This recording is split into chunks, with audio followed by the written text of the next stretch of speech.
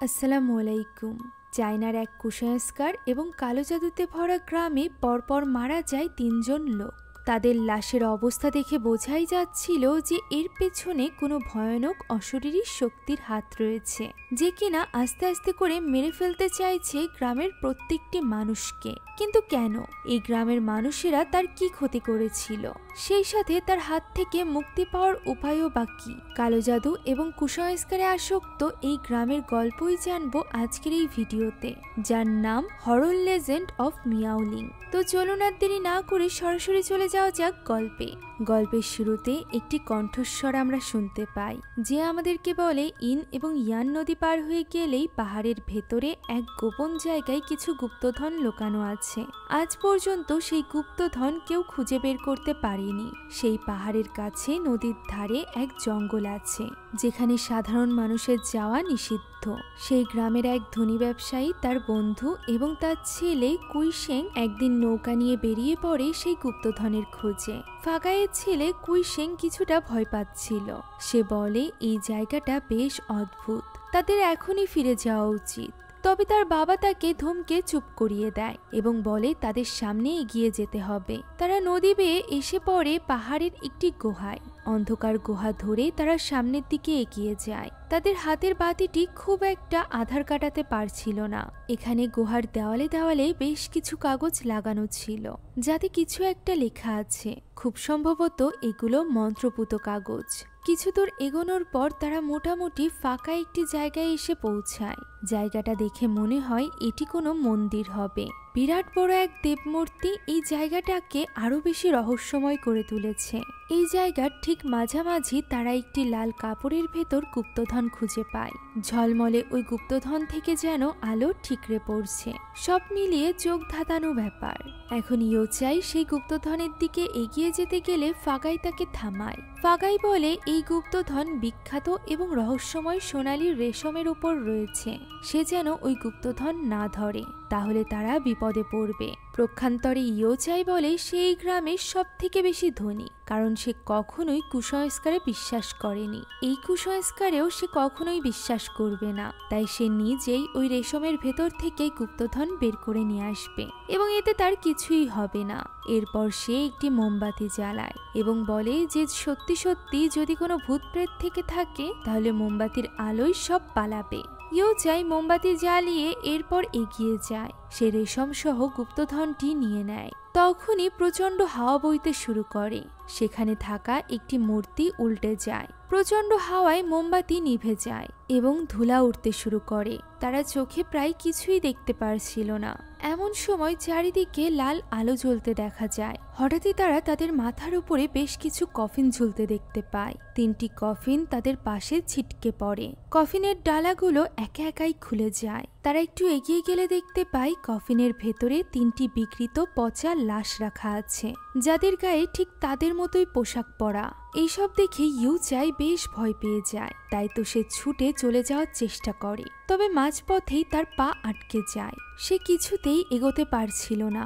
এমন সময় 4টি ভয়ানক হাত তার চোখ মুখ চেপে ধরে এবং টেনে তাকে কোথাও নিয়ে যায়। উধাও হয়ে যায় ইয়োচাই। এই দৃশ্য দেখে বাকি দুজনের অবস্থা আরো বেশি খারাপ হয়ে যায়। ফাগাই কুইশেংকে বলে পালাতে। কুইশেং বাবাকে ছাড়া পালাতে চাইছিল না। হঠাৎ করেই ফাগাই কেমন যেন বদলে যায়। তাকে দেখে মনে হচ্ছিল সে পজেস হয়ে গিয়েছে। অদ্ভুত গলায় সে কুইশেংকে চলে যেতে বলে। কুইশেং আর দাঁড়ায় না, পাগলের মতো ছুটতে থাকে। তবে সে বেরোবার পথ খুঁজে পায় না। কিন্তু তা নিয়ে চিন্তা করার মতো সময় তার কাছে ছিল না। ছুটতে ছুটতে তার হাত থেকে টর্চটি পড়ে যায়। তাই সে লাইটটি তুলতে যাবে, এমন সময় টর্চের আলোয় সে ভয়ানক এক নারী মূর্তিকে দেখতে পায়, যার মুখ দিয়ে রক্তের ধারা বইছে। এখানেই দৃশ্য বদলে যায় এবং আমরা একটি শেষকৃত্যের দৃশ্য দেখতে পাই। লংগেটিভ গ্রামের ধনী ব্যক্তি ইয়োচাইয়ের শেষকৃত্যের অনুষ্ঠান হচ্ছে। তার আত্মার শান্তি কামনার জন্য প্রার্থনা করছে এই গ্রামেরই পুরোহিত লু ইনইয়াং। সে বেশ মনোযোগ সহকারে প্রার্থনা করছিল। তখনই কেউ একজন এসে পেছন থেকে তার হাত ধরে ফেলে। ফলে সে বেশ চমকে উঠে পেছনে তাকায়। দেখা যায় পুলিশ অফিসার ক্যাপ্টেন ঝাং চি এসেছে, তার সাথে আরেকজন সুন্দরী মেয়ে রয়েছে। জাং মূলত এই গ্রামেরই ছেলে, তাই সে ইনিয়াংকে খুব ভালোভাবেই চিনত। এখানে ইনিয়াং জাংকে জিজ্ঞাসা করে যে সে সাংহাই থেকে কখন এসেছে এবং কেন এসেছে। জাং উত্তরে বলে এই গ্রামে এত বড় ঘটনা ঘটে গিয়েছে, তাই সে না এসে থাকে কি করে। জাং ইনিয়াংকে সবকিছু খুলে বলতে বলে। ইনিয়াং বলে সে কিছুই জানে না, সে শুধুমাত্র মৃতদের আত্মার শান্তি প্রার্থনা করছিল। জাং একটু মস্করা করে বলে যে টাকার বিনিময়ে শান্তি প্রার্থনা করে কি লাভ হবে। উত্তরে ইনিয়াং বলে সে তার মতো অত শিক্ষিত নয়, তার করার মতো আর কিছুই নেই। এখন জাং তাকে বলে সে শুনেছে এই কেস বেশ অদ্ভুত, তাই কি হয়েছে সবকিছু যেন ইনিয়াং তাকে খুলে বলে। সে এখানে তার সাথে করে সাংহাই থেকে ফরেন্সিক এক্সপার্ট মিস হু সাইকে নিয়ে এসেছে, তাই ইনিয়াং যেন কোনো রকমের চালাকি না করে বরং সবকিছু খুলে বলে। ইনিয়াং জানায় যে তাদের গ্রামের রাতের পাহারাদার সেদিন ভোরবেলা কবরস্থানের দিকে হাঁটছিল। হঠাৎ করেই সে কাউকে মাথা নিচু করে উপর হয়ে থাকতে দেখতে পায়। কাছে গিয়ে ধাক্কা দিতেই ওই লোকটি উল্টে পড়ে যায়। দেখা যায় তাদের গ্রামেরই উইচাই ইতিমধ্যে মারা গিয়েছে, তার মুখ সম্পূর্ণ কালো হয়ে গিয়েছে। পাহারাদার তখন লক্ষ্য করে তার সামনে আরো একটি ওই একইভাবে লাশ রয়েছে, যা দেখে সে ভয় পেয়ে যায় এবং তখনই গিয়ে খবর দেয় ইনিয়াংকে। এটা শোনার পর এবার জাং ওই পাহারাদারকে ডেকে পাঠায়। লোকটি বেশ ভয় পেয়ে গিয়েছিল, সে বারবার বলতে থাকে ইউচাই কিভাবে মারা গিয়েছে এই ব্যাপারে সে কিছুই জানে না। তখন জাং বলে যে হু যা বের করেছে সেই অনুযায়ী লোকটি মারা যাওয়ার সময় তার হাতে মুঠো করা বেশ কিছু সোনাদানা ছিল, আর তাকে গলা টিপে মারা হয়েছে। সেই সাথে মারা যাওয়ার সময় তার মুখও মাটিতে গর্ত করে রাখা হয়েছিল, কিন্তু ঘটনাস্থল পর্যবেক্ষণ করে দেখা গিয়েছে সেখানে এই কাজ করা হয়নি। তার মানে তাকে অন্য কোথাও মারা হয়েছে আর এরপর এই কবরস্থানে এনে ফেলে রাখা হয়েছে। নিশ্চয়ই ধন সম্পদের লোভে কিংবা শত্রুতার জেরে তাকে মারা হয়েছে। তাই জাং জানতে চায় যে ইউচাইয়ের সাথে কারো শত্রুতা ছিল কিনা, কিন্তু ওই পাহারাদার এই ব্যাপারে কিছুই বলতে পারে না। তখন পেছন থেকে ইনিয়াং বলে ওঠে তার ধারণা এই কাজ মানুষ করেনি, অন্য কেউ করেছে। জাং বলে এই কাজ কে করেছে? উত্তরে ইনিয়াং বলে যে নিশ্চয়ই ভূতদাদি এই কাজটি করেছে, সেই গ্রামের কাউকেই ছাড়বে না, সবাইকে মেরে ফেলবে। পাহারাদার বলে এই ব্যাপারে তাদের গোত্রের লিডার চিফ মা ভালো বলতে পারবে। তাই তো জাং তখনই হুকে নিয়ে রওনা হয় চিফ মায়ের সাথে দেখা করতে। এদিকে আমরা চিফ মাকে দেখতে পাই যে কিনা বয়স্ক হলেও সে বেশ শক্ত সমর্থ ছিল। এই গ্রামটি মূলত মিয়াও সাম্রাজ্য থেকে এবং সভ্য সমাজ থেকে বেশ অনেকটা দূরে। এই গ্রামের মানুষজন অনেক সহজ সরল, তারা গণতন্ত্র বোঝে না, বিজ্ঞান বোঝে না, তারা তাদের গ্রামের সংস্কার নিয়ে থাকতে চায়। ভূত প্রেত জাদুটোনা এইসবেই তারা বিশ্বাস করে, আর তাদের এই বিশ্বাস নিয়ন্ত্রণ করে চিফ মা। এখন জাং চিফ অর্থাৎ প্রধানের সাথে দেখা করতে যাচ্ছিল। রাস্তায় তারা একজন মহিলাকে দেখতে পায় যে কিনা একটা লোককে গালমন্দ করছিল, কারণ সে আমেই নামের এক মেয়েকে বিরক্ত করছে। ওই লোকটি হচ্ছে গ্রামের একজন কসাই। কসাই লোকটি মহিলাটিকে হুমকি ধামকি দেয় এবং বলে তার সাথে পাঙ্গা নিলে তার ছুরিটি দিয়ে সে মহিলাটিকে শায়েস্তা করবে। জাং সন্দেহের দৃষ্টিতে কসাইয়ের দিকে তাকায়, আর এরপর তারা প্রধানের ডেরায় গিয়ে পৌঁছায়। হয়তোবা সেখানে মেয়েদের প্রবেশ নিষিদ্ধ ছিল, তাই তো হুকে ঢুকতে দেখেই সবাই বেশ অবাক হয়। প্রধান সেখানে একটি রিচুয়াল করছিল। এই গ্রামে একটি বড় দুর্ঘটনা ঘটেছে এবং অনেক মানুষ মারা গিয়েছে, তাই তার মতে এই রিচুয়ালটি করা জরুরি। এই রিচুয়ালের মাধ্যমে খারাপ আত্মারা সব দূরে থাকবে। প্রধান এখানে বেশ কলাকৌশলের সাহায্যে রিচুয়ালটি করতে থাকে। সে কাপড় দিয়ে একটি কাকতাড়ুয়া ঢেকে দেয় এবং একটি ছুরিতে তার আঙুলের সাহায্যে আগুন জ্বালিয়ে দেয়, যা দেখে হু এখানে ছবি তুলতে শুরু করে। ক্যামেরার ফ্ল্যাশ লাইট জ্বলে উঠতেই সবাই বেশ চমকে ওঠে এবং তার উপর কিছুটা হামলা করতে এগিয়ে যায়। হট্টগোল থামানোর জন্য জাং তখন ফাঁকা গুলি ছুড়ে, ফলে এবার সবাই চুপ হয়ে যায়। জাং তখন নিজের পরিচয় দেয়। সে প্রধানের সামনে থাকা জনতাকে বলে তারা যেন ভয় না পায়, সে বেঁচে থাকতে তাদের কোনো ক্ষতি হবে না, সে ভূতদাতির হাত থেকে তাদের সবাইকে বাঁচাবে। সাথে সাথে আকাশ কালো মেঘে ছেয়ে যায়, চারিদিক অন্ধকার হয়ে পড়ে। একসময় ঝমঝমিয়ে বৃষ্টি পড়তে আরম্ভ করে। বৃষ্টির মাঝেই ইনিয়াংয়ের গালে কিছু একটা এসে পড়ে। সে প্রথমে তো বৃষ্টির ফোঁটা ভাবে, কিন্তু পরবর্তীতে দেখা যায় এটা বৃষ্টির ফোঁটা নয়, বরং রক্ত। উপরে তাকাতেই হঠাৎ করে তার সামনে ঝুলে পড়ে ফাগাইয়ের লাশ। হতভম্ব গ্রামবাসী কোনো মতে তাকে নিচে নামিয়ে শুইয়ে দেয়। কিছুটা ভেবে ইনিয়াং এবার বলে যে কিংমিং ফেস্টিভ্যালের সময় যদি কেউ মৃতদের অপমান করে তাহলে মৃতরা তার প্রতি প্রতিশোধ নেয়। তাদের প্রতিশোধ হয় 3টি উপায়ে: দারিদ্রতা দিয়ে, অনাথ করে দিয়ে এবং অসময়ের মৃত্যু দিয়ে। এই 3 জন মানুষের সাথে একই ঘটনা ঘটেছে। কিংশেনের বেলায় ঘটেছে অসময়ের মৃত্যু। ফাগাইয়ের মৃত্যুতে তার পরিবার অনাথ হয়েছে, আর ইউচায়ের মৃত্যুতে তার সম্পদ বিনষ্ট হয়েছে, অর্থাৎ সে দরিদ্র হয়েছে।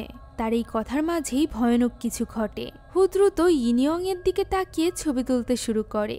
ইনিয়ং মনে করে হু হয়তোবা তার ছবি তুলছে। তবে সে প্রচন্ড ভয় পেয়ে যায় যখন সে টের পায় তার পেছনে ফাগাইয়ের লাশ উঠে দাঁড়িয়েছে। সবাই এতে করে হতভম্ব হয়ে পড়ে এবং ভূত ভূত বলে চিৎকার করতে শুরু করে। তবে হু এটার একটা বৈজ্ঞানিক কারণ দেখায়। মৃত্যুর পর মানুষের কিছু মাংসপেশি সচল থাকে, এ কারণে মানুষ অনেক সময় নড়াচড়া এমনকি উঠে দাঁড়াতেও পারে। ফাগাইয়ের লাশ আবারও নিচে পড়ে যায় এবং নিথর হয়ে পড়ে। এদিকে হুর এই বৈজ্ঞানিক ব্যাখ্যা শুনে সেখানকার একজন ব্যক্তি বলে ওঠে, অপরিচিত কোনো মহিলার কাছ থেকে তারা কিছু শুনতে রাজি না। তারাই হয়তোবা অবিশ্বাসের কারণে এমন কিছু করেছে যে কারণে ভূতদাদি তাদের উপর ক্ষেপে গিয়েছে। এমন চলতে থাকলে তারা গ্রামের কেউই বাঁচবে না। তখন আরেকজন বৃদ্ধ বলে, ভূতদাদির মৃত্যুবার্ষিকী সন্নিকটে, তাই এইসব ঘটনা বেশি বেড়ে গিয়েছে। জাং জিজ্ঞাসা করে ভূতদাদি আসলে কে, তারা কার কথা বলছে। তবে প্রধান তার এই কথার জবাব না দিয়ে বরং কথা ঘুরিয়ে দিতে চায়। তাই সে বলে জাং তাদের আজকের এই ফেস্টিভ্যালের দিন এসেছে, এ কারণে প্রধান একটু ব্যস্ত থাকায় তাকে ঠিকমতো আপ্যায়ন করতে পারেনি। জাং বুঝতে পারে যে প্রধান কথা ঘোরানোর চেষ্টা করছে, তাই সে এবার জোরের সাথেই জিজ্ঞাসা করে ভূতদাদি কে। ফলে বাধ্য হয়ে এবার প্রধানকে সবকিছু খুলে বলতে হয়। জীবিত থাকাকালীন ভূতদাদির নাম ছিল লং। গ্রামের সকলে তাকে গ্রানি লং বলে ডাকত। লং তার সন্তানকে নিয়ে অনেক আগেই এই গ্রামে এসেছিল। গ্রামে প্রবেশ করতেই লং অনেক অসুস্থ হয়ে পড়ে, তাই তো প্রধান গ্রামের ভেতরে এনে তার চিকিৎসার ব্যবস্থা করে, সেই সাথে তাকে এই গ্রামেই থাকার ব্যবস্থা করে দেয়। লং এর কিছু ঔষধি জ্ঞান ছিল, তাই তো গ্রাম প্রধান লং এর জন্য এখানে একটি ঔষধি হাসপাতালও খুলে দেয়। গ্রামের মানুষ নানান রকম রোগের জন্য তার চিকিৎসা নিতে শুরু করে। ধীরে ধীরে তার রোগীর সংখ্যা বাড়তে থাকে। এভাবেই সবকিছু ঠিকঠাক মতোই চলছিল। একবার লং আমেই নামের এক মেয়ের বাবা মাকে ঔষধ দেয়, তবে ওই ঔষধ খেয়ে রক্ত বমি করতে করতে আমের বাবা মা মারা যায়। এতে করে গ্রামবাসীরা খুবই ক্ষুব্ধ হয়ে যায়। তারা বলতে থাকে লং একজন ডাইনি, সে বিষাক্ত ঔষধ দিয়ে মানুষকে মেরে ফেলে। সবাই মিলে তাকে তার ছেলেকে বেঁধে ফেলে এবং মেরে ফেলার জন্য উদ্যত হয়। শেষ পর্যন্ত গ্রামবাসীরা তাদের দুজনকে পুড়িয়ে মেরে ফেলে। প্রধান এই সকল কাহিনী জাংকে খুলে বলছিল। এমন সময় জাং এক মহিলার অসংলগ্ন কথাবার্তা শুনতে পায়। প্রধান জানায় এটি তাদের গ্রামের একজন মহিলা, ভূতদাদি, যাকে পাগল বানিয়ে দিয়েছে। তাই তো ওই মহিলা সারাক্ষণ ওই গানই গাইতে থাকে যে গান বেঁচে থাকাকালীন লং গাইত। একথা বলে প্রধান দ্রুত সেখান থেকে বেরিয়ে যায়, কারণ রাত গভীর হয়ে গিয়েছে। তবে অদ্ভুত ব্যাপার হলো, প্রধানকে দেখা মাত্রই ওই মহিলা ভীষণ ভয় পেয়ে যায় এবং দৌড়ে পালিয়ে যায়। যে জিনিসটা জাং এবং ইনিয়াংও লক্ষ্য করে। তাই ইনিয়াং তখনই বেরিয়ে যায় ওই মহিলাটির খোঁজে। সে কবরস্থানে গিয়ে দেখতে পায় ওই পাগল মহিলা সেখানে ময়লা কুড়িয়ে খাচ্ছে। সে ইনিয়াংকেও ওই খাবার খেতে বলে। হঠাৎই ইনিয়াং দূরে আরেক বৃদ্ধাকে দেখতে পায়, যাকে দেখে ওই পাগল মহিলাটি ভয় পেয়ে যায় এবং চিৎকার করে বলতে থাকে সে এসে গিয়েছে, সে কাউকে ছাড়বে না। একথা শুনে ইনিয়াং আবারও তাকাতে দেখতে পায় সেখানে কেউই নেই। এই ঘটনায় সে বেশ ঘাবড়ে যায়। এদিকে হু তার তোলা ছবিগুলো ডেভেলপ করছিল। জাংরা ভালো করে তা পর্যবেক্ষণ করতে থাকে। এমন সময় একটা ছবিতে তারা একজন মহিলাকে দেখতে পায়। জাং হুকে বলে প্রধানের ডেরায় এই মহিলার থাকার কথা না, এই বৃদ্ধা কোথা থেকে এলো। এমন সময় ইনিয়াং হাঁপাতে হাঁপাতে সেখানে চলে আসে এবং জানায় যে সে ওই দাদিকে দেখেছে। এরপর ছবিটি দেখেই সে বলে ওঠে এরকমই পোশাক পরে দাদির আত্মাকে সে দেখেছে। যা শুনে জাং হেসে বলে সে তো মৃত মানুষদের নিয়েই কাজ করে, তাহলে সে এত ভয় পাচ্ছে কেন। ইনিয়াং বলে সে শুধুমাত্র মৃত কেউ নয়, বরং সে হলো দাদির আত্মা। এছাড়া সে আরো জানায় যে দাদির গানের লাইনগুলোর সাথে মৃত ইউচায়ের অবস্থার বেশ মিল আছে। গানের লাইনগুলো হলো, সোনার উপায় মুড়ে দেব কাঠের পুতুলকে। ইউচায়ের হাতে সোনার উপা ছিল, সেই সাথে তার মৃতদেহ কাঠের মতো হয়ে গিয়েছিল। এর পরের লাইনটি ছিল মাটির কাছাকাছি, কিংসের মৃতদেহের মুখ মাটিতে পোতা ছিল। আরেকটা লাইন ছিল আকাশ থেকে তারা খসে পড়বে, ঠিক যেভাবে ফাগায়ের মৃতদেহ উপর থেকে পড়েছিল। হু বলে তার মানে নিশ্চয়ই খুনি এই গানটিকেই ব্যবহার করছে। জাং বলে সে বোধ হয় এই অদ্ভুত গ্রামকে বুঝতে পারছে। অদ্ভুত সব রিচুয়াল, এক পাগল, কিছু প্রতারক। তার কথার মাঝামাঝি বাইরে চিৎকার চেঁচামেচি শোনা যায়, যেখান থেকে তারা জানতে পারে যে ভূতদাদি আরো কাউকে খুন করেছে। তারা ছুটে চলে যায় গ্রামের মন্দিরে। সেখানে পরিদর্শনের সময় জাং একজন মেয়েকে দেখতে পায়, যে কিনা পর্দার আড়ালে দাঁড়িয়েছিল। কিন্তু পর্দা সরাতেই জাং দেখে অবাক হয়ে যায় যে এটা কোনো মেয়ে নয়, বরং একটি পুতুল। তার পেছনেই দুটি লাশ রয়েছে, একটি হলো আমের আর অন্যটি হলো কসাইয়ের, যে কিনা আমেইকে বিরক্ত করত। আমের গায়ে বিয়ের পোশাক পরে সেখানে আরো একজন বসে আছে, আর সে হলো কুইশেং। এখানে আমেইকে পরীক্ষা করে দেখা যায় সে এখনো জীবিত। সবকিছু দেখে জাং অবাক হয়ে যায় এবং জিজ্ঞাসা করে এখানে কি হচ্ছে। প্রধান তখন তাকে সবকিছু খুলে বলে। প্রধান জানায় এই গ্রামে যেহেতু একের পর এক মৃত্যু ঘটছে, তাই সবাই ভীষণ ভীত ছিল। গ্রামের পাহারাদার কুইশেং এর লাশ পাওয়ার পর থেকে প্রতিনিয়ত কুইশেংকে স্বপ্নে দেখে। সে বলতো তার বিয়ের মাধ্যমেই এই সবকিছু শেষ হবে। এটা মূলত গ্রামেরই একটি নিয়ম ছিল। যদি অবিবাহিত কোনো পুরুষের মৃত্যু হয় এবং তার স্বপ্ন বারবার কেউ দেখতে থাকে, তাহলে ওই মৃত ব্যক্তির সাথে বিয়ে দিতে হয় গ্রামের কোনো মেয়ের। এতে করে ওই ছেলের আত্মার হাত থেকে গ্রামবাসীরা বেঁচে যাবে। আমি নিজে থেকেই কুইশেং এর মৃতদেহকে বিয়ে করতে রাজি হয়েছিল। তার এই আত্মত্যাগের মাধ্যমে কুইশেং এর সাথে তাকে বিয়ে দেওয়া হয়। পাত্রপক্ষ হিসাবে সেখানে রাখা হয়েছিল ফাগায়ের মৃতদেহ। বিয়ের সব রীতিনীতি শেষ করে বরবধূকে বাসর ঘরে পাঠানো হয়। কুইয়াই নামের এক ছেলে এই বিয়ের সব বন্দোবস্ত করেছিল। কুইয়াই 10 বছর ধরে এই গ্রামেই আছে। তার এক পা খোড়া, বাঁশের জিনিস তৈরি করে সে জীবন পার করে। এখন হু এই ঘটনাস্থল পরিদর্শনের সময় জোড়াজোড়ি কিংবা হাতাহাতির কোনো চিহ্ন পায়নি। তাদের মুখে কোনো রকম বিষ পাওয়া যায়নি এবং বাহ্যিক কোনো ক্ষতিও দেখা যায়নি। তাহলে ওই কসাই কিভাবে মারা গিয়েছে? এটা রহস্য। আর সব থেকে বড় কথা, কসাই মারা যাওয়ার সময় কেন কুইশেং এর লাশের সামনে হাঁটু গেড়ে বসেছিল? হু জানায় মৃত্যুর সময় তাদের মাংসপেশি হঠাৎই শক্ত হয়ে যায়, তাই কসাই হয়তোবা যে অবস্থায় মারা গিয়েছে সেই অবস্থায় আটকে রয়েছে। প্রধান এখানে জানায় যে এই কসাইকে তারা গতরাতের বিয়ের উৎসবে ডাকেনি। এই ব্যাপারে যাতে কেউ বেশি একটা না জানতে পারে, তাই হাতে গোনা কয়েকজনই সেখানে উপস্থিত ছিল। তাই সে এখানে কিভাবে এলো তা কেউই জানে না। সে আরো জানায় কসাই বেশ রকচটা মানুষ, তাই তাকে কেউই পছন্দ করে না। এখন এই পুরোটা জানার পর জাং প্রধানকে সেখান থেকে চলে যেতে বলে। ওই সময় আমের জ্ঞান ফিরে আসলে তাকে জিজ্ঞাসাবাদের জন্য ডাকা হয়। জাং বলে ঘটনার সময় শুধুমাত্র আমেই সেখানে উপস্থিত ছিল, তাই কি হয়েছিল সবকিছু যেন সে তাকে খুলে বলে। আমিই জানাই সে মোটেও স্বেচ্ছায় এই বিয়েতে রাজি হয়নি, বরং সবাই মূলত কিছুটা জোরই করেছিল তাকে। এ কারণে সে বিয়েতে রাজি তো হয়, তবে রাতের অন্ধকারে একটা লাশের সাথে বাসর ঘরে তার ভীষণ ভয় লাগছিল। তাই সে সুযোগ পাওয়া মাত্রই সেখান থেকে পালানোর চেষ্টা করে, কিন্তু দরজাটি বাইরে থেকে বন্ধ ছিল। সে অনেকক্ষণ দরজা ধাক্কা দেওয়ার পর হঠাৎই কসে এসে দরজাটি খোলে এবং আমেইকে তার সাথে যেতে বলে। আমেই বলে গ্রামবাসী তাকে যেতে দিবে না। কসাই তাকে বলে সে কাউকে ভয় পায় না। একথা বলে সে আমেইকে টেনে নিয়ে যেতে শুরু করে। তখন হঠাৎই তাদের সামনে দরজাটি একা একা বন্ধ হয়ে যায়। কসাই অনেক কষ্ট করেও দরজাটি খুলতে পারে না। চারিদিকে জোরে জোরে বাতাস বইতে শুরু করে। কসাই এতে করে ভয় পায় না, বরং সে তার ছুরিটি উঁচু করে অদৃশ্য ওই শক্তিকে বলে যে তার যদি সাহস থাকে তাহলে সে যেন তার সামনে আসে। কসাই তাকে ছাড়বে না। একথা বলা মাত্রই কেউ একজন কসাইকে টেনে নিয়ে যেতে শুরু করে। কসাই বহু কষ্টে নিজেকে ছাড়িয়ে নেয়, আর এরপর ওই শক্তি আমেইকে টেনে নিয়ে যায় বিছানার নিচে। এর ফলে আমেই ভয় পেয়ে জ্ঞান হারিয়ে ফেলে। ফলে তারপর কি হয়েছিল এ ব্যাপারে সে কিছুই জানে না।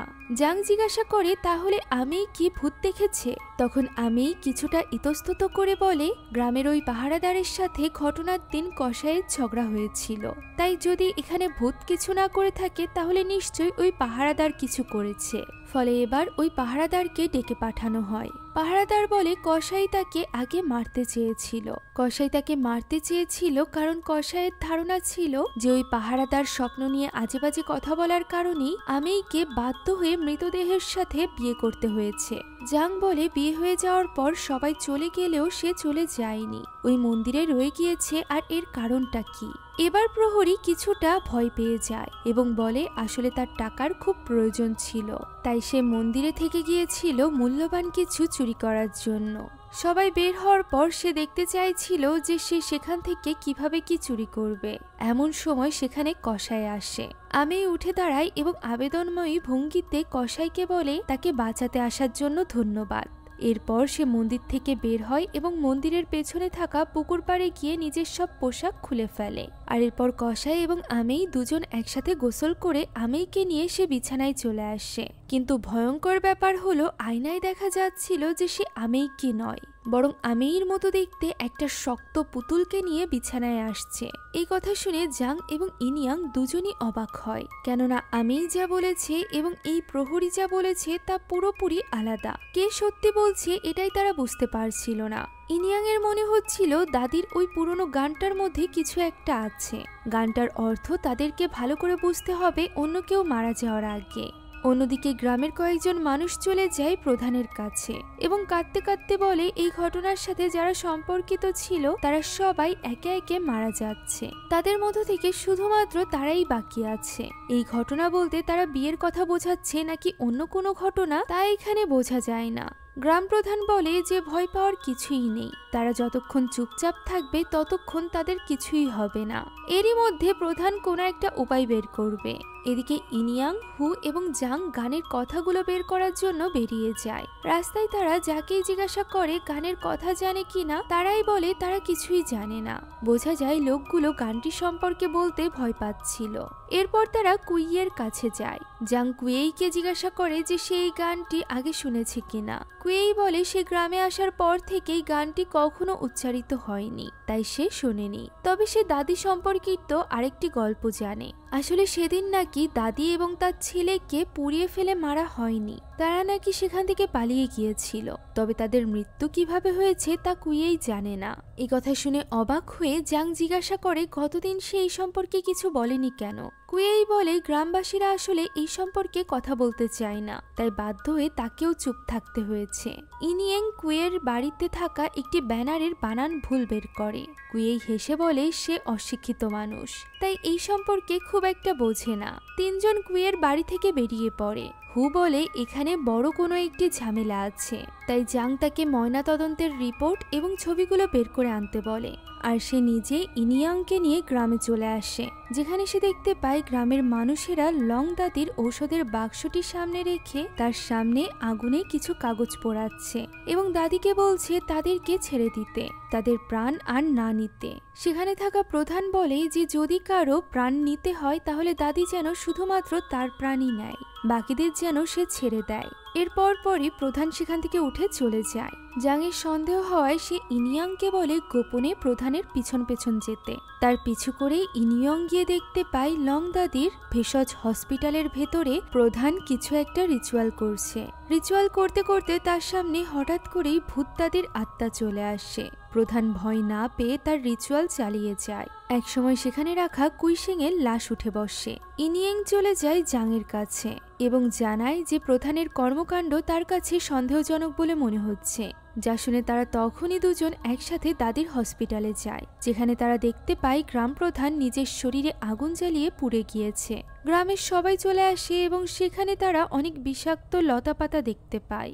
সবকিছু দেখে গ্রামবাসীরা বুঝতে পারে গ্রাম প্রধান দাদিকে মেরে ফেলেছে এবং ওই বিষাক্ত চারাগুলো সে নিজেই ব্যবহার করছে নিজের গোপন কাজে। হয়তোবা এই বিষাক্ত পাতা খেয়েই আমেইয়ের মা বাবা মারা গিয়েছিল।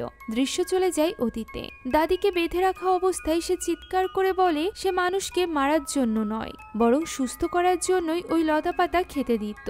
যা শুনে প্রধান বলে যে যদি কেউ প্রমাণ করতে পারে দাদি নির্দোষ তাহলে সে আগুন নিভিয়ে দিবে। পুরো গ্রামবাসীকে সাহায্য করার পরও সেদিন দাদিকে সাহায্য করতে কেউই এগিয়ে আসেনি। গ্রাম প্রধানের লোকজন আগুন জ্বালিয়ে দেয়, তবে দাদি এখানে কোনো মতে নিজের হাতের বাঁধন খুলে নেয় এবং কিছু বিষাক্ত পোকামাকড় গ্রামবাসীদের দিকে ছুড়ে দেয়। এবার সে তার ছেলেকে নিয়ে সেখান থেকে পালাতে শুরু করে। গ্রামবাসীরাও তার পিছু পিছু যেতে থাকে। গ্রাম প্রধান তাদেরকে থামায় এবং তার কয়েকজন কাছের লোক নিয়ে তাদের পিছু করতে থাকে। কিছুক্ষণ পর ফিরে এসে বলে যে দাদি পাহাড়ের গুহায় চলে গিয়েছে এবং গ্রাম প্রধান সহ তার সাথীদেরকে সে মারার চেষ্টা করেছে, যদিও এই কাজে ব্যর্থ হয়ে তারা নিজেরাই হয়তো বা মারা গিয়েছে। এই কথা শুনে গ্রামবাসীরা খুশি হয়। এখন এরপর গ্রাম প্রধান ঘোষণা করে যে এখন থেকে কেউ দাদির নাম নিবে না। দাদির আত্মাকে সে সিল করে রেখে এসেছে, তাই কেউ যেন দাদির হসপিটালে না যায়। সেখানে গেলে দাদির আত্মা বেরিয়ে পড়বে। এখন দৃশ্য বর্তমানে ফিরে আসে এবং গ্রামের সকলে বুঝতে পারে যে সেদিন গ্রাম প্রধান মিথ্যা বলেছিল। সে মূলত দাদির ঔষধি গুণ নিজের করে নিয়ে খারাপ কাজে ব্যবহার করতে চেয়েছিল। হয়তোবা ফাগাই, উইচাই এবং কুইশেং এই সম্পর্কে জেনে গিয়েছিল, তাই তাদেরকেও সে মেরে ফেলেছে। আর এখন যখন সে বুঝতে পেরেছে তার কীর্তি ফাঁস হয়ে যাবে, তাই সে নিজেই নিজেকে শেষ করে দিয়েছে। অবশেষে বোঝা যায় এই কেসে আসলে কি হয়েছে। কেসটি ক্লোজ হয়ে যায়। তবে জাংয়ের কিছুতেই মন মানতে চাইছিল না। তার মনে হচ্ছিল এর পেছনে আরো কিছু আছে। তাই তো সে বাকি দুজনকে চলে যেতে বলে এবং নিজে বসে বসে চুপচাপ ছবিগুলো দেখতে থাকে। এখানে আমরা একটা জিনিস বুঝতে পারি, হয়তোবা ক্যাপ্টেন জাংকে মিস হু পছন্দ করে। গভীর রাত পর্যন্ত জাং কাজ করছিল। হঠাৎ করেই সে কিছু একটা শব্দ শুনতে পায় এবং উঠে দাঁড়ায়। জাং জিজ্ঞাসা করে ওইখানে কে আছে। কেউ কোনো কথার উত্তর দেয় না। তখন সে এক ভয়ানক ঘোড়াকে এগিয়ে যেতে দেখতে পায়। ঘোড়াটি তার দিকে এগিয়ে আসতে থাকে। তখনই একটি নাম উচ্চারণ করে জাং সেখানেই পড়ে যায়। ইনিয়াং আসলে তার হুঁশ ফেরে। তখন সে তাকে জানায় যে কেউ একজন মানুষকে অবশ করে তাকে বিভিন্ন ধরনের কল্পনায় আটকে ফেলে মেরে ফেলছে। মার্ফিন পাউডার নামের নেশা জাতীয় দ্রব্য ব্যবহার করে এই কাজটি করা হচ্ছে। এখন যেহেতু ইনিয়াং, জাং এবং হু হলো তার পথের মেন কাটা, তাই সে তাদের উপরও আক্রমণ করছে। সে যখন এইসব কথা বলছিল তখনই আমরা হুকে দেখতে পাই, যে কিনা একা একা কাজ করছিল।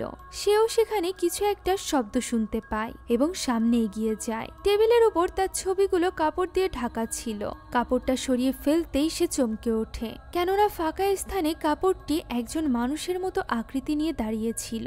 হু এটা দেখার জন্য সেদিকে এগিয়ে যায়। কাপড়টি তখন নড়তে শুরু করে। সে যেদিকে যায় সেদিকেই কাপড়ের আকৃতিটি যেতে থাকে। হঠাৎ করেই আশেপাশের সবকিছু নড়তে শুরু করে, যেন ভূমিকম্প হচ্ছে। হু তার ক্যামেরা নিয়ে ব্যাপারটা ছবি তোলার চেষ্টা করে, তবে সবকিছু এত সহজ নয়। ভয় এবং চিন্তায় সে ঠিকমতো ভাবে ছবি তুলতে পারছিল না। উল্টোপাল্টা বেশ কিছু ছবি সে নিতে থাকে। এক পর্যায়ে আর সহ্য করতে না পেরে ক্যামেরাটি রেখেই সে পিস্তল হাতে নেয়। তখন সবকিছু শান্ত হয়ে যায়। ওই সময় পাশে থাকা এক পানির জারের ঢাকনা উল্টে যায়। ভালো করে দেখার জন্য সে কাছাকাছি এগিয়ে গেলে একটি ভয়ানক অশরীরী হাত তার ঘাড় চেপে ধরে এবং তার মাথাটি পানিতে ডুবিয়ে দেয়। সে ছটফট করতে করতে একসময় সেখানেই নিথর হয়ে যায়। কিছুক্ষণ পর জাং এবং ইনিয়ং এসে এই অবস্থায় হুকে খুঁজে পায়। তারা পানি থেকে বের করে তার হুঁশ ফেরানোর চেষ্টা করে, আর এতে কাজ না হলে তারা হুয়ের দেহটি একপাশে শুইয়ে রাখে। জাং বেশ চিন্তায় পড়ে গিয়েছিল। সে জিজ্ঞাসা করে ভূতদাদির অভিশাপ কি তাহলে সত্যি? যদি সত্যি হয়ে থাকে তাহলে এই অভিশাপ ভাঙারও নিশ্চয়ই কোনো না কোনো উপায় থাকবে। মানুষই তা করতে পারবে। তার মনে অনেকগুলো প্রশ্ন আসে। ভূতদাদি আসলে কিভাবে মারা গিয়েছিল? ওই পাগল মহিলা কেন প্রতিদিন তার হসপিটালের সামনে দাঁড়িয়ে থাকে? এছাড়া বেঁচে থাকতে প্রধানও বা লুকিয়ে লুকিয়ে সেদিন কি করছিল? সে ইনিয়ংকে নিয়ে দাদির হসপিটালে চলে যায়। সেখানে একটা পাতাটনের নিচে তারা অবশেষে লং দাদির মৃতদেহ খুঁজে পায়। সেখানে একটি ছুরিও তারা খুঁজে পায়। হয়তোবা প্রধান এই ছুরিটির সাহায্যে তাকে মেরে ফেলেছে। গ্রামের সবাই জড়ো হয়। এবং বলতে থাকে এই লাশ এখানে থাকলে তাদের অভিশাপ কাটবে না। ইনিয়াং তখন তাদের থামায় এবং বলে তাদেরকে যথেষ্ট সম্মানের সাথে দাদির শেষকৃত্যের কাজ করতে হবে, তাহলেই হয়তোবা সবকিছু শান্তি মোতাবেক শেষ হবে। জাং দেখতে পাই এই গ্রামবাসীদের পেছনে কুইয়েই দাঁড়িয়ে আছে। সে মাথা নিচু করে দাঁড়িয়ে আছে, কেউ যেন তাকে দেখতে না পারে। ব্যাপারটা তার কাছে একটু অদ্ভুত লাগে, তবে সে এই মুহূর্তে কিছুই বলে না। এখন রিচুয়াল শুরু করা হয়। সেখানে আমরা কুইয়েকে দেখতে পাই। দৃশ্য চলে যায় আগের দিন রাতে, যখন জাং এবং ইনিয়ং কথা বলছিল। ইনিয়ং হঠাৎ করেই বলে দাদি মারা গেলেও তার ছেলে নিশ্চয়ই মারা যায়নি, তারা তার ছেলের লাশও খুঁজে পায়নি। সে বেঁচে আছে, আর হয়তোবা এই গ্রামের কোথাও সে নিজের পরিচয় গোপন করে আছে। সে হয়তো এই সব কিছু করছে। জাংয়ের মনে পড়ে যায় কুইয়ে বলেছিল লং দাদির পুড়ে যাওয়ার কারণে মৃত্যু হয়নি। তখনই জাংয়ের মনে পড়ে যায় কুইয়ের লুকিয়ে থাকা ওই চেহারা, যেটা সে দেখেছিল তাদের লাশ খুঁজে পাওয়ার পর। তার চেহারা অন্যরকম হয়ে গিয়েছিল, আর এই ব্যাপারটা নিয়ে সে ইনিয়ংকেও বলে। এর মানে তাদের রাত থেকেই সন্দেহ ছিল কুইয়ের উপর। এখন রিচুয়াল শেষ করে তারা চলে যায় কুইয়ের খোঁজে, তবে কুইয়ের বাড়িতে তাকে পাওয়া যায় না। কিছুক্ষণ খোঁজাখুঁজি করার পর তারা কুইয়ের বাড়িতে একটি গুপ্ত পথ খুঁজে পায়। সেই পথ ধরে যেতেই তারা একটি ঘরে চলে আসে এবং বুঝে যায় এই ঘর ব্যবহার করেই কুইয়ের সবকিছু করত। ঘরটিতে অসংখ্য রিচুয়ালের জিনিসপত্র এবং অনেকগুলো মূর্তি রাখা ছিল। সেখানে তারা একটি পোশাক দেখতে পায়। এই পোশাকটি আমেইর। তারা বুঝে যায় আমেই হয়তো বা কুইয়েকে এইসব কাজে সাহায্য করছে। তারা দ্রুত সেখান থেকে বেরিয়ে যায় ওই দুইজনের খোঁজে। এদিকে কুইয়েকে দেখা যায় যে কিনা আমেইকে নিয়ে পালাচ্ছিল। তার পাটি সম্পূর্ণ ভালো। সে এতদিন যাবৎ খোঁড়ার অভিনয় করে এসেছে। ইনিয়াং এবং জাং তাদেরকে দেখে ফেলে এবং তাদের পিছু করতে শুরু করে, তবে হঠাৎই তাদের নাকে কিছু একটার গন্ধ পাওয়া যায়। এরপর দেখা যায় একটি জঙ্গলের মতো জায়গা, যেখানে জাং একটি কবর খুঁড়ছে। ইনিয়ং তাকে এখানে দেখে অবাক হয়ে যায় এবং জিজ্ঞাসা করে সে এখানে কি করছে। জাং বলে সে তার বাড়ি তৈরি করছে। ইনিয়ং বুঝতে পারে তাদের দুজনকেই কুইয়েই হয়তো বা সম্মোহিত করেছে। তারা যে গন্ধটি পেয়েছিল সেটা ছিল মারফিনের। এ কারণেই জাং এখানে নিজের কবর খুঁড়ছিল। তাই তো ইনিয়াং এখানে তাকে টেনে সেখান থেকে ছুটতে আরম্ভ করে। অনেক ছোটার পরও সেই জঙ্গল থেকে কিছুতেই বের হতে পারছিল না। ছুটতে ছুটতে সে আবারও একটি কবরের সামনে চলে আসে, যেখানে তার নাম লেখা ছিল আর মৃত্যুর তারিখটা ছিল আজকের তারিখ। এই সব কিছু দেখার পরও ইনিয়াং নিজেকে শক্ত রাখে এবং জাংকে নিয়ে ছুটতে থাকে। কিছু দূর আসার পর সে আবারও জাংকে দেখতে পায় যে কিনা তার সামনেই কবর খুঁড়ছিল। তাহলে সে যাকে নিয়ে ছুটছে সে কে? তখনই সে ঘুরে তাকাতেই দেখতে পায় সেখানে তার হাত ধরা রয়েছে একটি পুতুল, যেরকম পুতুল সে কুইয়ের ঘরে দেখেছিল। এদিকে সামনে থাকা জাং আবারও বলে যে সে নিজের জন্য বাড়ি তৈরি করছে। তার বাড়ি তৈরি শেষ হয়ে গিয়েছে, এখন সে এখানে ঢুকে যেতে পারে। এই সময় অদৃশ্য এক শক্তি ইনিয়াংকে টানতে শুরু করে। টেনে ওই শক্তি তাকে একটি কফিনের ভেতরে ফেলে দেয়। অনেক চেষ্টার পরও সে ওই কফিন থেকে কিছুতেই বের হতে পারছিল না। এমন সময় কফিনের ঢাকনা বন্ধ হয়ে যায়। কিছুক্ষণ পর জাং কফিনের ঢাকনা খুলে দেয়। এই জাংকে সে বিশ্বাস করতে পারছিল না, তাই সে জাংয়ের পকেট থেকে বন্দুকটি নিয়ে নেয়। ঠিক তখনই সেখানে আরেক জাং চলে আসে। ইনিয়াং এবার আরো বেশি কনফিউজড হয়ে গিয়েছিল, তাই সে চালাকি করে বেশ কিছু প্রশ্ন করতে থাকে, যার উত্তর আসল জাংই একমাত্র দিতে পারে। সব বুঝতে পেরে ইনিয়াং নকল জাংকে গুলি করে দেয় এবং সেটা হাওয়ায় মিলিয়ে যায়। এরপর তারা দুজন হাঁপ ছেড়ে বাঁচে। জাং জিজ্ঞাসা করে এই ভয়ানক জায়গা থেকে তারা কি করে বের হবে। উত্তরে ইনিয়াং বলে যে তাদের দুজনকে কুইয়ে এখনো পর্যন্ত সম্মোহিত করে রেখেছে। এই কল্পনার জগৎ থেকে বের হতে হলে তাদেরকে চোখ বন্ধ করতে হবে। ইনিয়াং চোখ বন্ধ করে হাঁটতে থাকে, তবে বেরোবার রাস্তা খোঁজার চেষ্টা করতে গিয়ে সে নিজেই পাহাড়ের খাদ থেকে পড়ে যেতে যায়। শেষ মুহূর্তে জাং তাকে ধরে ফেলে এবং বহু কষ্টে তাকে খাদ থেকে তুলে আনে। দুজনই ভীষণ ক্লান্ত হয়ে পড়েছিল। জাং কোমরে রাখা মদের বোতল নিয়ে ইনিয়াং চুমুক দিয়ে দেখতে পায় সেখানে কোনো মদ নয়, বরং পানি রয়েছে। ইনিয়াং জিজ্ঞাসা করে মদের বোতলে পানি কেন? জাং বলে তার এখন আর মদের প্রয়োজন হয় না। ইনিয়াং বলে তার জীবন তো ভালোই কাটছে, সে আরেকটি কেস সলভ করেছে। ফিরে যাওয়ার পর তার হয়তোবা আবারও প্রমোশন হবে। তখন জাং বলে তার প্রমোশন নয়, বরং ডিমোশন হয়েছে। এ কারণেই সে সাংহাই থেকে গ্রামে ফিরে এসেছে। হয়তোবা এই কেসের কারণেই তার আবারও কিছুটা উন্নতি হলেও হতে পারে। তবে এখন মনে হচ্ছে এখানে বুঝি সে মারা যাবে। জাং বলে যে সে যদি মারা যায় তাহলে তার ঠিকঠাক মতো শেষকৃত্যের দায়িত্ব সে ইনিয়াংকে দিয়ে যাচ্ছে। ইনিয়াং বলে এর জন্য সে অবশ্যই টাকা নিবে। একথা বলেই তারা দুজন হাসতে থাকে আর এরপর সাহস নিয়ে তারা উঠে দাঁড়ায়। তাদেরকে কুইয়েকে ধরতেই হবে। অন্যদিকে কুইয়েকে দেখা যায় সে কিছু একটা করছিল। আমি জিজ্ঞাসা করে যে সে সত্যি সত্যি এটা করতে চায় কিনা। কুইয়ে বলে তাকে অবশ্যই এটা করতে হবে। লং দাদি বেঁচে থাকতেই কেউ তাকে গ্রহণ করেনি। এখন তার মৃতদেহ এই গ্রামের মানুষ রাখতে চাচ্ছে না। সে এটা কিছুতেই মানতে পারবে না। জাং কুইয়ের বাড়ির সামনে যায় এবং সেখানে আলো জ্বলতে দেখে।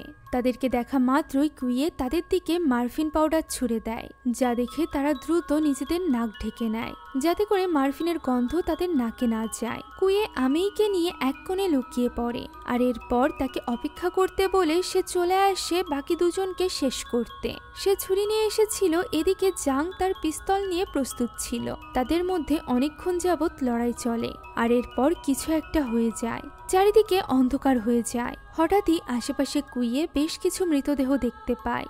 সে যাদেরকে মেরে ফেলেছে তারাই তার আশেপাশে ঘুরতে থাকে। চিন্তায় আমি তখন চিৎকার করে কুয়েইকে ডাকতে থাকে। কুয়েই ডাক তো শুনতে পারছিল, তবে সে আমিকে দেখতে পারছিল না। সে তার আশেপাশে মৃতদের দেখে প্রচন্ড ভয় পেয়ে গিয়েছিল। এমন সময় হঠাৎই জাং তার হাত ধরে এবং তাকে তার সাথে যেতে বলে। কুয়েই মনে করে জাং হয়তোবা তাকে গ্রেফতার করতে চাইছে, তাই সে কোনো কিছু না ভেবেই জাংয়ের উপর আক্রমণ করে। সে ক্রমাগত জাংকে কয়েকবার ছুরি দিয়ে আঘাত করে। একসময় দেখা যায় এটা জাং নয় বরং আমি, যে কিনা কুয়ের আক্রমণে প্রায় মৃত্যুর পর্যায়ে পৌঁছে গিয়েছে। হতভম্ব কুয়েই আমিকে জড়িয়ে ধরে বারবার সরি বলতে থাকে। আমি বলে সে কোনো ভুল করেনি। আমির মনে কোনো আফসোস নেই। আসলে ছোটবেলার ওই ঘটনার দৃশ্য আমরা দেখতে পাই যখন আমি দেখে নিয়েছিল যে তার বাবা মাকে দেওয়া ওই ঔষধটা পাল্টে দিয়েছিল প্রধান। আসলে দাদির এই চিকিৎসার জনপ্রিয়তা নিয়ে গ্রাম প্রধান বেশ হিংসা করত। এ কারণেই গ্রামের মানুষের চোখে দাদিকে খারাপ করার জন্য সে আমির বাবা মাকে খুন করেছিল, যে ব্যাপারটা আমিই জানতো। তবে ছোট হওয়ার কারণে সে সেদিন কিছুই বলতে পারেনি। ছোটবেলাতে তার দাদির ছেলের সাথেও বেশ ভালো সম্পর্ক ছিল, যে আর কেউ নয় বরং কুয়েই। কুয়েই মূলত গ্রাম ছেড়ে ওই দিন পালিয়ে গিয়েছিল যেদিন দাদিকে মেরে ফেলেছিল গ্রাম প্রধান। আর এরপর কিশোর বয়সে সে আবারও এই গ্রামে ফিরে এসেছিল। তখন গ্রামের মানুষ তার আসল পরিচয় তো জানতো না, তবে আসল পরিচয় জানতো একমাত্র আমি।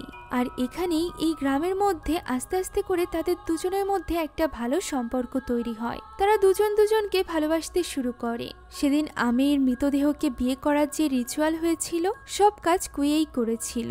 মৃতদেহের বাহানায় তারা দুজন মূলত একজন আরেকজনকেই বিয়ে করেছিল। তারা এখন স্বামী স্ত্রী। আর এই কারণেই আমির মনে কোনো রকম আফসোস নেই। সে শুধুমাত্র আশা করছে যে পরের জন্মে তারা আবারও একসাথে থাকবে আর এবার তারা সম্মানের সাথে সকলের সামনে নিজেদের ভালোবাসা নিয়ে বেঁচে থাকবে। একথা বলেই সে তার শেষ নিঃশ্বাস ত্যাগ করে। আমির মৃত্যুর পর কুয়ে আরো বেশি ভয়ানক হয়ে ওঠে। মরফিনের বশীভূত হয়ে সে নিজেই নিজের ভালোবাসাকে শেষ করে দিয়েছে।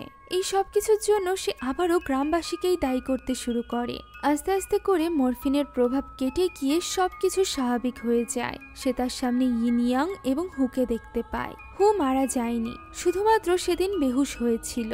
তারা বলার আগেই কুয়ে সেখান থেকে পালিয়ে যায়। কুয়ে ছুটে গ্রামের মাঝামাঝি চলে আসে আর এরপর সে একটি ঘন্টা বাজাতে শুরু করে। এত রাতে ঘন্টার আওয়াজ শুনে গ্রামবাসীরা উদ্বেগের সাথে বেরিয়ে আসে। কুয়েই তখন পাগলের মতো ঘন্টা বাজিয়ে চলেছিল। তার পা ভালো দেখে গ্রামবাসীরা অবাক হয়ে যায়। এইসবের উত্তর না দিয়ে কুয়ে বলে সে 20 বছর আগের প্রতিশোধ নিবে। তখনই গ্রামের মানুষ বুঝতে পারে এই ছেলেটি আর কেউ নয় বরং ভূতদাদির ছেলে। এই সময় ভূতদাদির গানটি বাজতে থাকে। গানের সুরে সুরে গ্রামবাসীরা ধীরে ধীরে সম্মোহিত হতে শুরু করে। আকাশে জোরে জোরে বজ্রপাত হতে থাকে। চারিদিকে এক ভয়ানক পরিবেশ সৃষ্টি হয়। গ্রামবাসীরা একে অপরের চেহারার পরিবর্তে ভূতদাদির চেহারা দেখতে পায় এবং একে অপরকেই মারতে থাকে। কুয়ে বলতে থাকে তারা একে অপরকে মেরে যেন শেষ করে দেয়। তারা সবাই তার মায়ের মৃত্যুর জন্য দায়ী। এমনকি তার ভালোবাসার মানুষটিও তাদের জন্যই তাকে হারাতে হয়েছে। এই সময় সেখানে জাঙেরা চলে আসে। তারা মরফিনের প্রভাব শেষ হওয়ার জন্য নাক ঢেকে সেখানেই অপেক্ষা করতে থাকে। তারা বুঝতে পারছিল না যে তারা কি করবে। জাং এখানে ফাঁকা গুলি ছোড়ে, তবে এতেও গ্রামবাসীদের চেতনা ফেরে না। জাং কি করবে তা কিছুই বুঝে উঠতে পারছিল না। কুইয়ে এই হট্টগোলের হুমড়ি খেয়ে পড়ে যায় এবং চোখের সামনে দেখতে পায় তার মা এবং ভালোবাসার মানুষকে, যারা কিনা তার দিকে এগিয়ে আসছে।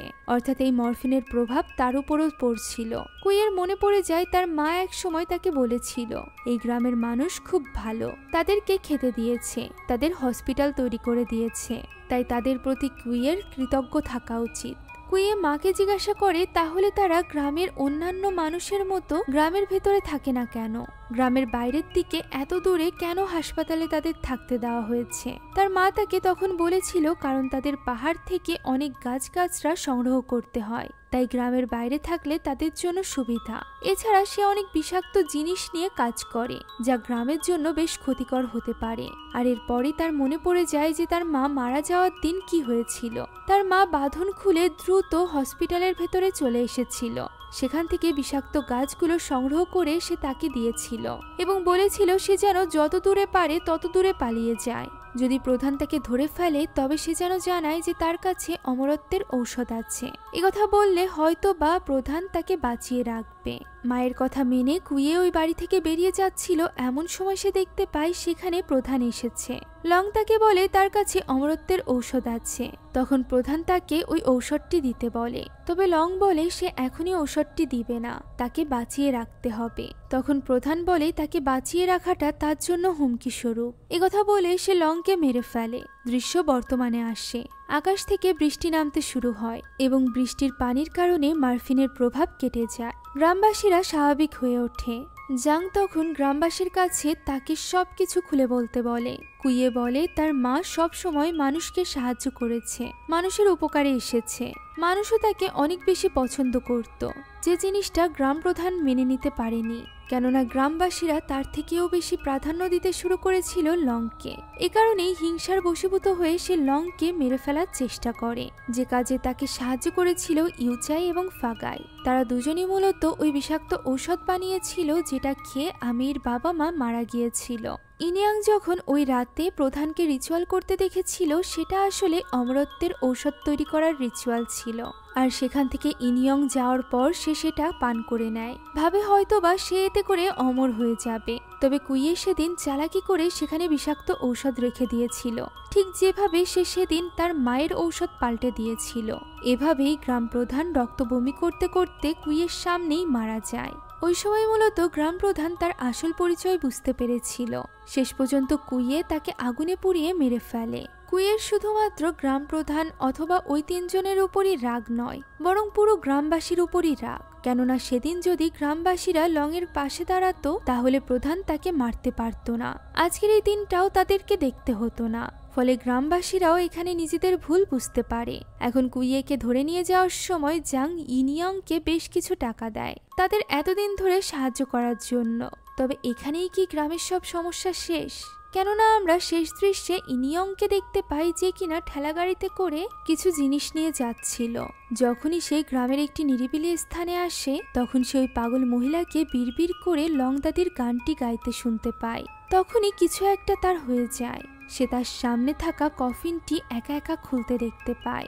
এর মানে হলো লং দাদি এখনো পর্যন্ত তাদের আশেপাশেই আছে, তার আত্মা এখনো মুক্তি পায়নি। আর এই ভয়ানক দৃশ্যের মধ্য দিয়ে আজকের এই গল্পটি এখানেই শেষ হয়ে যায়। আশা করছি এই অদ্ভুত চাইনিজ হরর মুভিটি আপনাদের কাছে ভালো লেগেছে। যদি ভালো লেগে থাকে তাহলে একটি লাইক এবং একটি কমেন্ট করতে ভুলবেন না।